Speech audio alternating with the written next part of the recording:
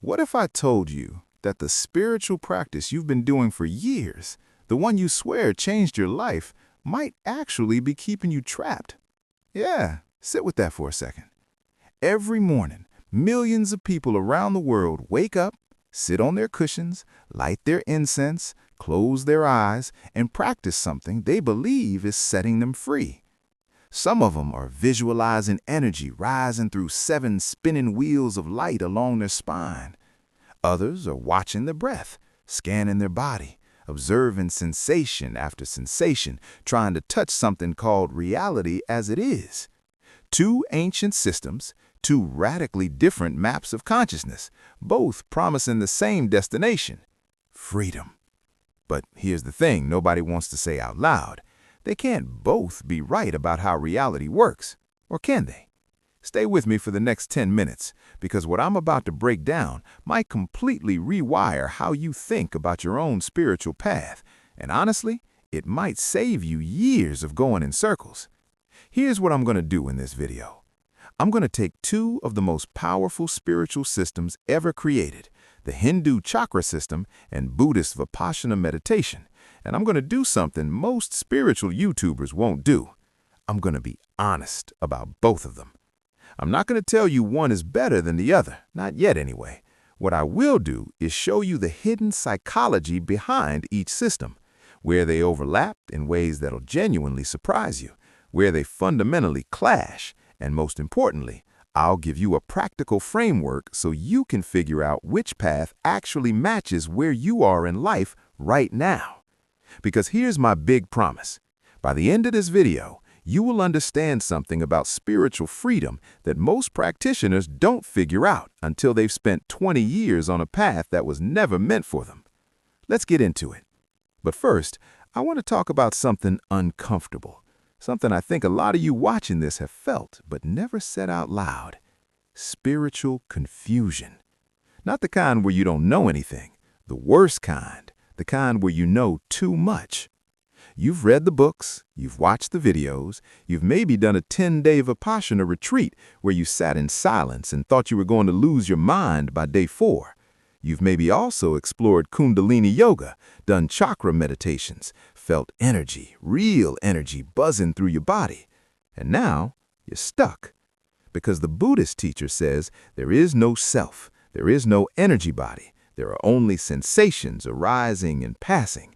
Don't cling to anything, even the bliss. And then the Hindu guru says you are the self, the Atman, the divine consciousness. Awaken your Kundalini, raise your energy, unite Shiva and Shakti at the crown, and you will realize you are God. One says there's no self. The other says you are the ultimate self. One says stop chasing experiences. The other says the experience of awakening is the whole point. And you're sitting there on your meditation cushion thinking, am I doing this wrong? Am I on the wrong path? What if I've been wasting my time? That confusion, that paralysis, I've been there. Thousands of practitioners have been there. And the spiritual marketplace, let's be real, it is a marketplace now, profits from keeping you confused. So let's clear this up for real. To understand what's really going on, we need to go deeper than the surface-level chakras versus mindfulness conversation. We need to understand the psychology underneath each system. Let's start with the Hindu chakra system. The chakra framework, and I'm drawn primarily from the tantric traditions here, texts like the Sat Chakra Nirupana from the 16th century and older roots in the Yoga Upanishads, operates on a fundamental assumption. Reality is layered, consciousness is structured, and you, the practitioner, must ascend through those layers. The 7 chakras, Muladhara, Swadhisthana, Manipura, Anahata, Vishuddha, Ajna, and Sahasrara, they're not just energy centers. Psychologically, they represent a hierarchy of human experience: survival, desire, willpower, love, expression, insight, unity. Think about that. It's basically Maslow's hierarchy of needs, written 2,000 years earlier. The psychological engine underneath this system is transformation through ascent. You are here, stuck in fear, stuck in lust, stuck in ego, and you need to move upward. The energy at the base, Kundalini, is the vehicle. The crown is the destination. And when you arrive, you realize Atman, your individual soul, was always Brahman, the universal consciousness. It's a journey of becoming what you already are. Now, Buddhist Vipassana. Vipassana, which literally means clear seeing or insight, comes from the Theravada Buddhist tradition, the oldest surviving branch of the Buddhist teachings, preserved in the Pali Canon. And it operates on a completely different psychological assumption. There is nothing to ascend to. There are no layers to climb. There is only this moment, this breath, this sensation, and your habitual reaction to it is the entire source of your suffering. The Buddhist core insight, and this is radical, this was revolutionary 2,500 years ago, is the doctrine of Anatta, no self. There is no Atman. There is no permanent soul climbing a ladder to God. There is only a process, a flow, sensations arising, existing briefly, and passing away. Anicca, impermanence. And your suffering, dukkha, comes not from being at the wrong chakra. It comes from craving and aversion, clinging to what feels good, pushing away what feels bad. That's it. That's the entire diagnosis. So now you can see the clash clearly. The chakra system says you must move energy to reach a higher state. Vipassana says the desire to reach a higher state is the problem. The chakra system says you are divine. Remember who you are. Vipassana says the you who wants to be divine is an illusion. See through it. One says a path of sacred accumulation. The other is a path of radical subtraction. And this, my friends, is where most people get spiritually stuck because they're trying to accumulate and subtract at the same time. Let me tell you a story that makes this real. There was a woman, I'll call her Maya, which feels appropriate, who came to meditation after a painful divorce. She started with chakra healing, heart chakra work specifically, green light visualizations, mantras, rose quartz crystals, the whole practice. And it worked. For a while. She felt warmth in her chest. She cried. She released grief she'd been carrying for years. She felt her heart open. She described it as the most profound experience of her life. But then something happened. The warmth faded. The grief came back, and she started chasing the experience. More workshops, more healers, more crystals. She was spending thousands of dollars trying to reopen what she felt was closing again. A friend suggested she try a 10-day Vipassana retreat, Gonkana tradition, no talking, no phone, no crystals, just sitting and observing sensation. Day 1, she hated it. Where's the energy work? Where's the love and light? Day 3, she was in agony, back pain, knee pain, emotional turmoil, no one to talk to. Day 8, something shifted. She stopped fighting the pain. She just watched it. And she noticed for the first time that the pain wasn't solid.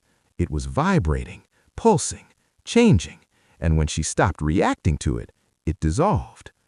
Day 8, she had what she described as the most important realization of her life. And it wasn't warmth in her heart. It wasn't bliss. It was this. I don't need to feel a certain way to be free. Freedom is not a feeling. It's the ability to be okay with any feeling.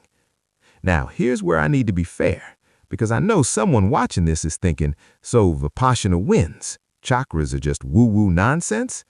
No, because Maya also told me something else. She said the chakra work prepared her. The emotional release, the heart opening, it cleared enough pain that she could actually sit with herself for 10 days. Without that preparation, she believes she would have left by day 2. And that, my friends, is the insight most people miss. So let me give you a practical framework. I call it the 3 gates of spiritual clarity, and it's how you determine which path serves you right now. Gate 1, identify your current wound. Ask yourself, what is my primary source of suffering right now? Not philosophically, practically. Is it emotional blockage? Grief you can't access, rage you can't express, a sense of being disconnected from your body.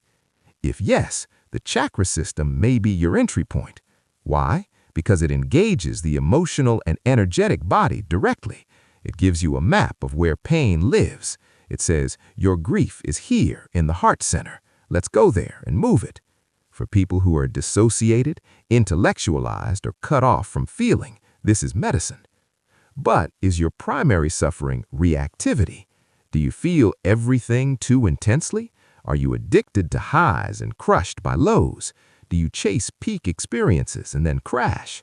If yes, Vipassana is your medicine, because it doesn't add more experience. It teaches you to change your relationship to experience. It builds equanimity, the most underrated spiritual skill on the planet. Gate 2. Check your spiritual ego. This one's uncomfortable but necessary. Be honest, has your practice become an identity? Do you say things like, I'm a Kundalini practitioner, or I'm a Vipassana meditator, with the same energy someone else says I'm a CrossFitter? Because here's the trap.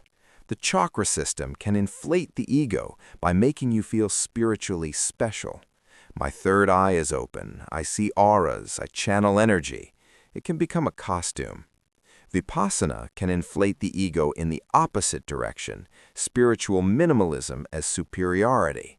I don't need rituals, I don't need symbols, I just observe reality. That's ego too. That's the ego of being beyond ego. Whichever path makes you feel superior, that's the one you need to question. Gate 3.